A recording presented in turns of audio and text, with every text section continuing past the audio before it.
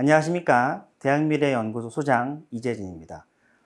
오늘 준비한 영상은 학생부 종합전형 선택과목 뭐가 유리할까요? 입니다. 이게 2015 개정교육과정 들어오면서 선택과목 유불리에 대한 문의가 되게 많았거든요. 연구소로 계속 문의가 들어오는 거예요. 이게 선택하는 게 좋냐, 저거 선택하는 게 좋냐. 제가 영상 중에 계속 얘기하겠지만 사실 인문은 딱히 뭐 어떤 과목을 선택하느냐 자체가 학생부 종합전형 유불리에 갈리진 않아요. 그런데 자연계는 좀 민감하거든요. 선택 과목에 대해서.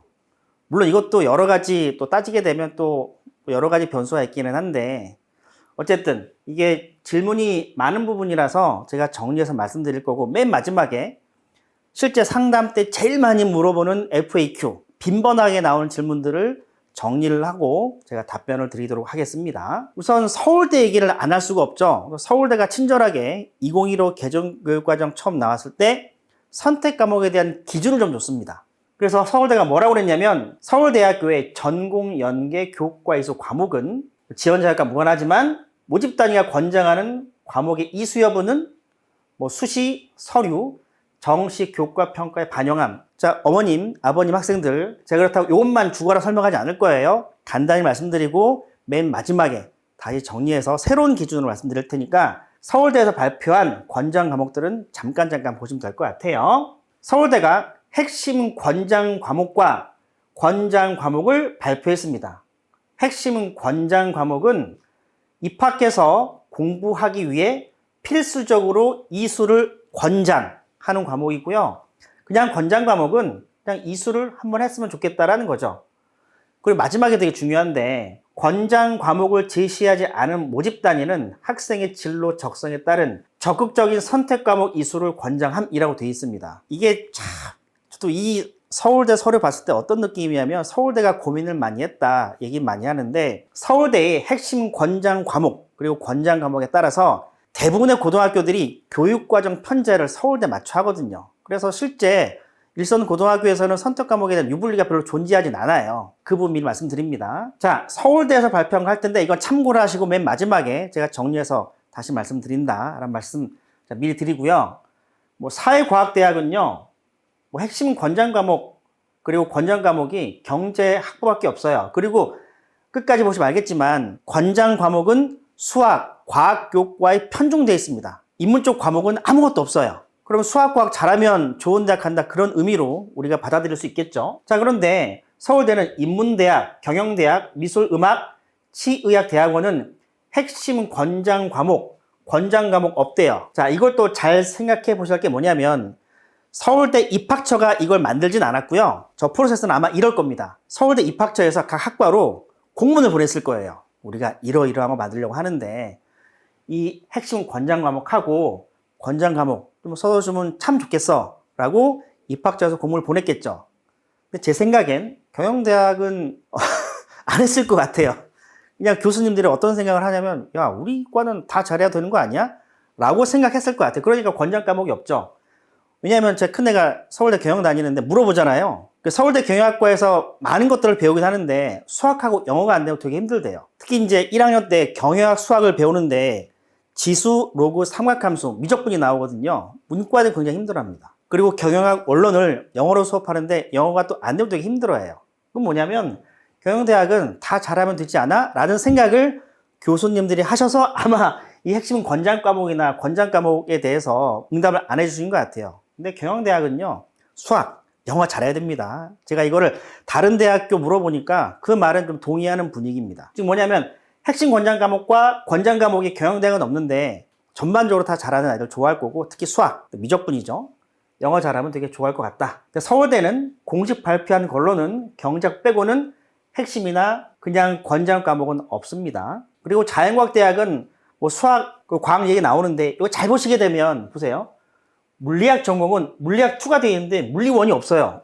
그럼 물리 1 안 하고 물리 2만 있어야 되는 거 아니야? 라고 생각하기 쉬운데, 각 과목 위계성이라는 게 있잖아요. 물리 1 안 배우고 물리 2를 배울 수가 없겠죠. 그래서 저 빨간색 표시한 저 과목들은 2 과목인데 당연히 서울대 입장에서는 당연히 1 과목도 있어야 되는 거 아니야? 라는 생각을 하시면서 이 권장 과목, 핵심 권장 과목 이해하시면 될 것 같습니다. 화학부는 당연히 화투, 화원 있겠죠. 미적분 나오고, 그리고 확통, 기하 있고, 뭐 생명과학, 뭐 당연히 생명과학 2, 당연히 생명과학 1도 있겠죠. 미적분 있고, 확통, 기하 있습니다. 대체로 미적분과 확통 안 하게 되면 서울대가 별로 안 좋아하는 것 같아요. 공과작입니다. 네, 다 미적이죠? 확통이죠? 기하도 나와 있고, 물리는 뭐 기본적으로 깔고 가는 과목들이네요. 근데 건축학과는 핵심 권장 과목 자체가 없습니다. 근데 그냥 미적분 했으면 좋겠다라는 거죠.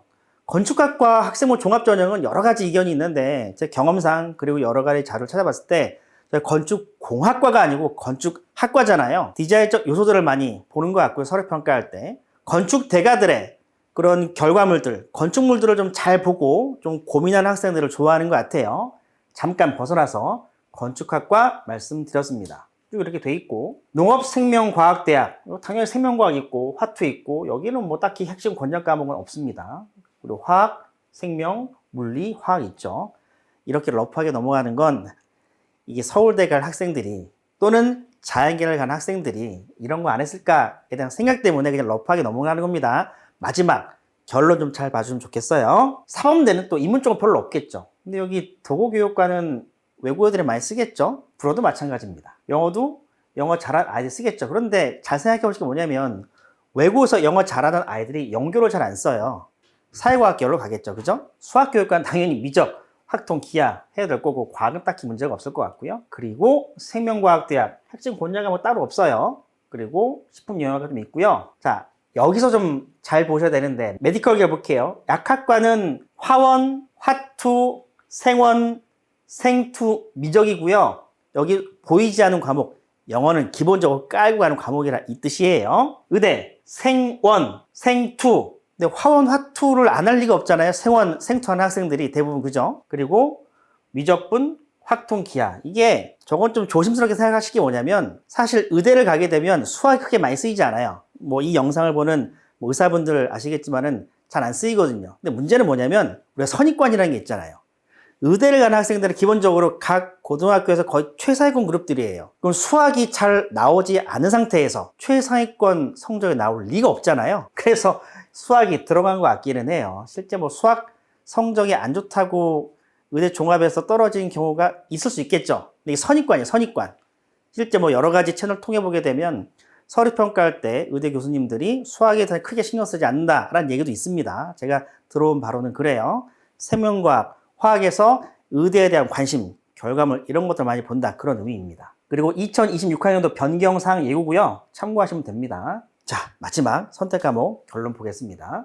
이거 먼저 설명하고요. 이거 설명하기 위해서 이쪽으로 옮겨서 제가 말씀드리도록 할게요. 학생부 종합전형은 기본적으로 평가 기준이 크게 세 가지입니다. 학업 역량, 진로 역량, 공동체 역량인데 저쪽은 뭐 학폭 없고 뭐 그럭저럭 하게 되면 거의 합격자 그룹에서는 감점이 없다고 하니까 논외로 하고, 학업 역량, 뭐 학업 성취도 대부분 아시죠?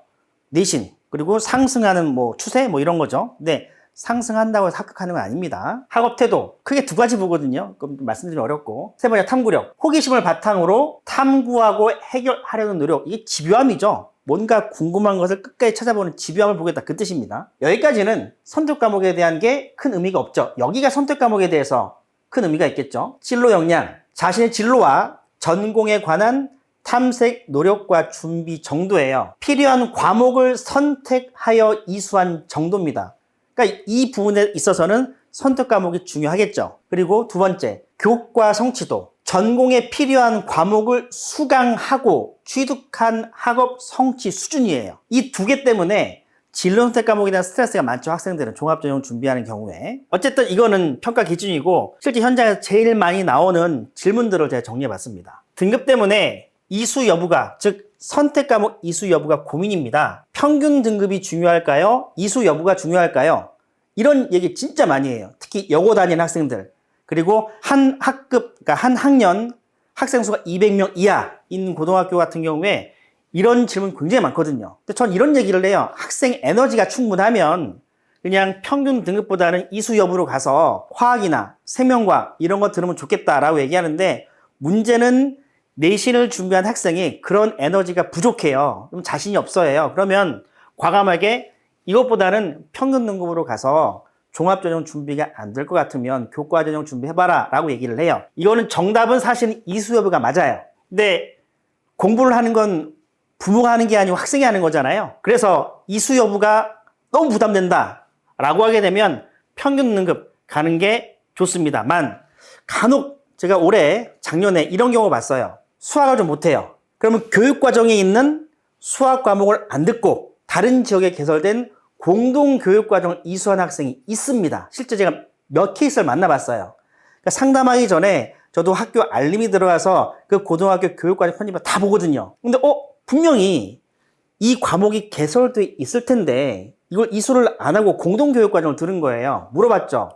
설마 내신 안 나올 것 같아서 그렇게 했니? 맞대요. 드물긴 하죠. 그런 케이스가 있거든요.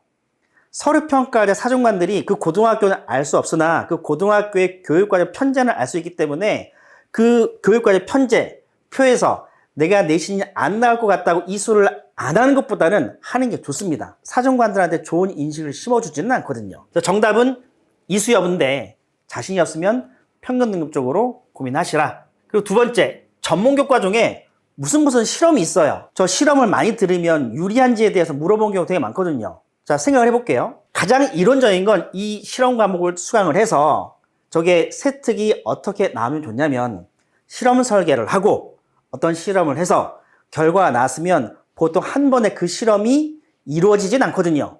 그럼 문제점이 있을 거 아니에요.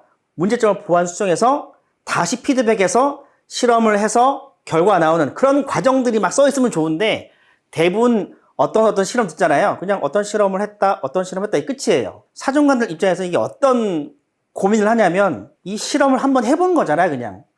실험을 해본 거에 불과한 거지 이것 때문에 뭔가 집요하게 탐구력이 들어가는 것이 아니고 전공 관련 교육 과목을 이수했다고 보기 좀 어렵거든요. 좀 격하게 표현하게 되면 그냥 공부하기 싫어서 몸 때워서 실험한 거 아니야? 이렇게 생각할 수 있다는 뜻이에요. 저는 무슨 실험은 특별한 일이 없는 한 저는 좀 안 했으면 좋겠다는 얘기를 좀 많이 해요. 실험보다는 그냥 교육과정에 있는 과목들, 물론 학교에서 어떤 실험을 들을 수밖에 없다고 하면 관계없는데 꼭 무슨 실험이 중요해요 라는 생각 때문에 강박관념으로 실험을 꼭 이수하는 학생도 간혹 있거든요. 안 그래도 된다, 그런 의미입니다. 실험 자체가 지원자의 전공 관련 경험과 관심을 드러내지는 않습니다. 이거 자체로는. 그래도 굳이 무슨 실험을 들을 필요는 없다, 안 들어도 관계없다, 그런 의미입니다. 이 얘기 진짜 많이 질문하거든요. 물리 이수 안 했습니다. 컴퓨터공학과 지원해도 되나요? 왜? 저 지원해도 돼요. 컴퓨터공학과라는 게 쉽게 말해서 코딩이잖아요. 프로그램 짜는 거잖아요. 프로그램 짜는 건 물리랑 뭔 상관이에요. 실제 컴퓨터공학과 서류평가할 때 관심 있게 사정관들이 보는 과목들은 수학하고 영어예요. 수학은 논리적인 사고잖아요. 그리고 코딩은 다 영어로 하잖아요. 그러니까 두 개 열심히 봅니다. 물리 하면 좋죠. 근데 여러 가지 이유로 못할 수도 있는 거잖아요. 그러니까 물리 안 했다고 해서 컴못은 그런 우는 범하지 않았으면 좋겠고, 실제 컴공 너무 가고 싶으면 물리 부담 되잖아요. 안 하셔도 관계없어요. 단지 코딩에 대한 경험, 수학, 영어 성적이 잘 나와야 되겠죠. 그래서 컴공과 컴퓨터공학과와 관련된 교과목이 물리가 아니라는 점, 물론 하면 좋긴 하겠는데 안 한다고 해서 글쎄요, 제가 사정관이 아니라 100%라고 얘기할 수 없겠지만 감점이 있으면 얼마나 있겠습니까? 물리를 이수했어요. 컴공에 대한 관심이 없어요. 그것보다는 물리를 이수 안 했지만 컴퓨터 공학에 대한 관심과 결과물이 많고 코딩을 해봤다든가 여러 가지 결과물들이 많고 수학과 영어가 좋으면 사정관들은 그 부분을 좀 더 높게 보겠죠. 자, 이것도 질문 많이 하시는데 학생부 종합을 자꾸 평균 등급으로 이해해서 그래요. 왜냐하면 그게 가장 큰 원인이 뭐냐면 어디가 때문에 그래요. 어디가에서 나온 입시 결과가 평균 등급으로 나오잖아요. 사실은 평균 등급을 공개하면 안 돼요. 학생부 종합이 평균 등급으로 선발하는 게 아니잖아요. 그런데 현장에서는 아니 학생부 종합전형 평가지표가 애매모호하다, 잘 모르겠다, 뭔가 우리가 이해할 수 있는 입시 결과가 달라고 해서 그냥 각 대학들이 합격자의 50% 컷, 70% 컷 보여주는 거예요. 근데 그리고 몇 개 대학은요 50% 컷의 내신 등급하고 70% 컷의 내신 등급하고 역전되어 있는 경우가 많아요. 예를 들어 한양대 에리카가 그런 사례가 좀 있는데 50% 컷이면 70% 컷보다 내신 등급이 높아야 될 거 아니에요, 그죠? 50% 컷이 예를 들어 3.0이야. 70% 컷이 2.0이야. 이게 이상하잖아요. 아니 50% 컷이 3등급이고 70% 컷이 2등급이면 뭔가 이상하잖아요. 그럼 이 아이는 서류가 좋았다는 뜻이겠죠.